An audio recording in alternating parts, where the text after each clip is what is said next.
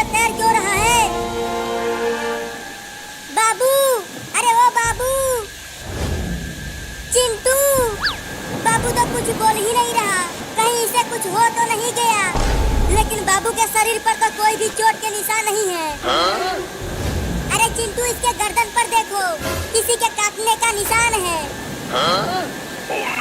अरे हाँ रे चिंकिया, लेकिन किसने काटा इसे? हमने काटा है इसे।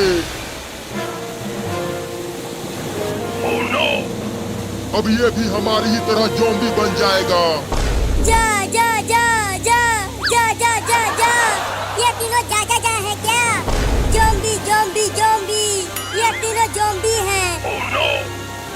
अगर ये हमें काट लिए तो हम भी इनकी तरह ज़ॉम्बी बन जाएंगे चिंकिया। इसका मतलब अब बाबू भी उन ज़ॉम्बियों की तरह बन जाएगा। हाँ। अब हम तुम्हें काटेंगे। क्या? नहीं नहीं, हम ज़ॉम्बी नहीं बनेंगे। बाबू को लेकर भाग चिंकिया। तुम दोनों हमसे बचकर भाग नहीं पाओगे। हम पूरे के पूरे गांव को ज़ॉम्बी बनाएंगे। वो ज़ॉम्बी तो हमारे ही पीछे पड़ गए चिंकिया। अब हम कहाँ जाए? चलो अपने घर चलते हैं। हाँ चलो। तुम हमसे बच नहीं पाओगे। और तेज तैरो चिंकी।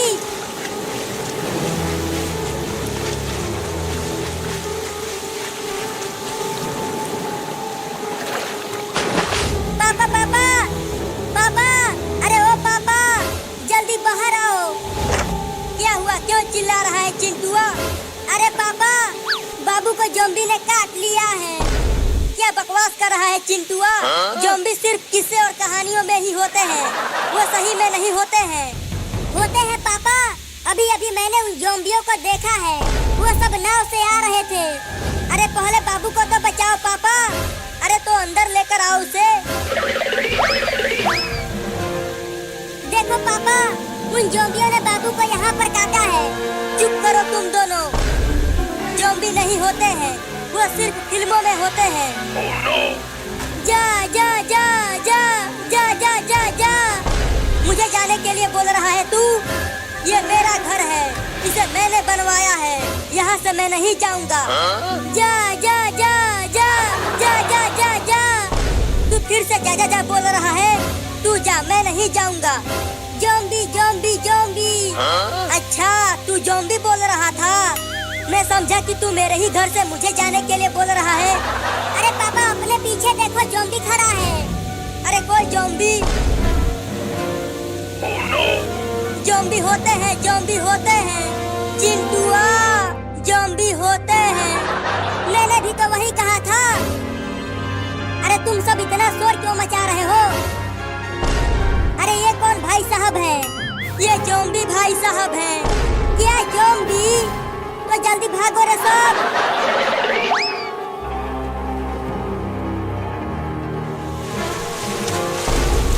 पकड़ो उन्हें। मम्मी, अब मैं बाबू को लेकर और नहीं भाग पाऊंगी। इसे आप ले लो। ठीक है, दो मुझे। ये टोकरी में सोया हुआ क्यों है? बाद में बता दूंगी। पहले उन ज़ॉम्बियों से बचकर जल्दी भागो।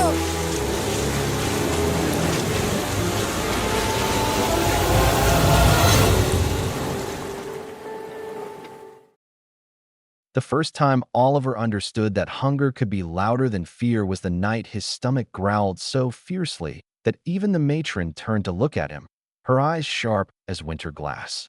The sound echoed through the long, gray hall of the workhouse, bouncing off bare walls and settling into the bones of every child seated there. Oliver's bowl was empty again. It always was. Yet something in him, small and trembling but stubbornly alive, refused to stay silent. As he rose from his bench, the other boys watched with wide eyes, knowing that what Oliver was about to do could change everything. He walked forward as if drawn by a force older than rules and punishments, older even than fear, and in a voice that barely rose above a whisper but somehow carried across the room, he asked for more. That single moment, fragile and dangerous, cracked open a life that had been built to keep him small, From that night onward, Oliver's world seemed determined to teach him that kindness was a mistake and hope a foolish dream. He was cast out from the workhouse like a bad seed, sent to toil where his hands blistered and his spirit nearly broke. Yet even as the city swallowed him, London revealed itself not just as a place of cruelty, but of contrasts.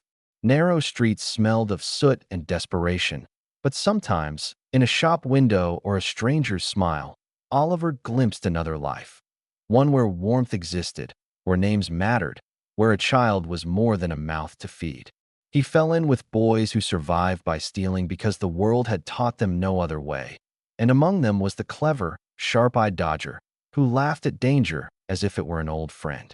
Oliver tried to belong, tried to learn their tricks, but his heart betrayed him.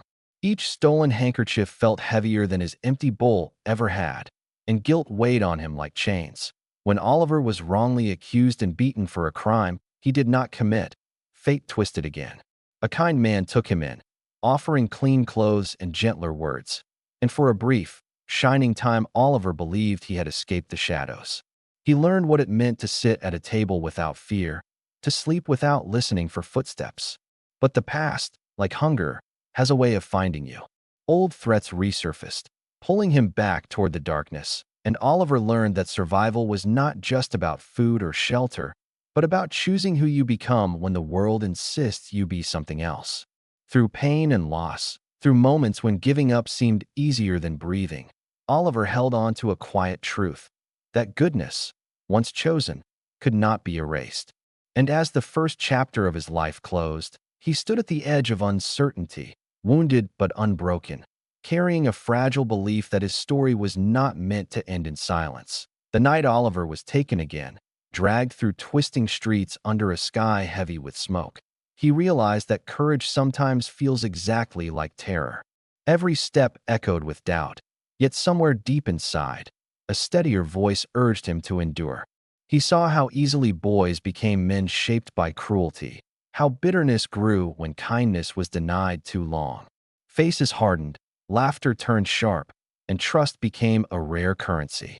Still, Oliver listened more than he spoke, watched more than he acted, learning not just how the city survived, but how it devoured those who stopped believing in themselves. When a dangerous plan went wrong and chaos erupted, Oliver found himself once more at the center of violence he never chose, his small body caught between forces far larger than him. Rescue came not as thunder, but as persistence. Truth, long buried, began to surface through those who refused to let lies stand unchallenged. Secrets about Oliver's past emerged, revealing that he had always been more than the world allowed him to be. With each revelation, the chains around his future loosened. The people who had used fear to control others faced consequences, and the streets that once seemed endless began to narrow, no longer a maze but a path leading forward. Oliver learned that family could be found, not just inherited, and that love could arrive late, yet still change everything.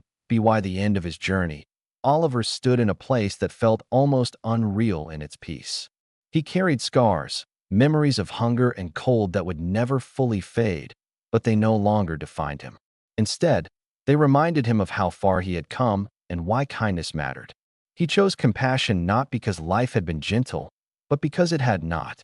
His story became a quiet rebellion against a world that expected him to fail. And as the final moments settled, Oliver looked ahead with steady eyes, understanding that the strongest twist in his tale was not fate or fortune, but the simple, powerful choice to remain human in an inhuman world.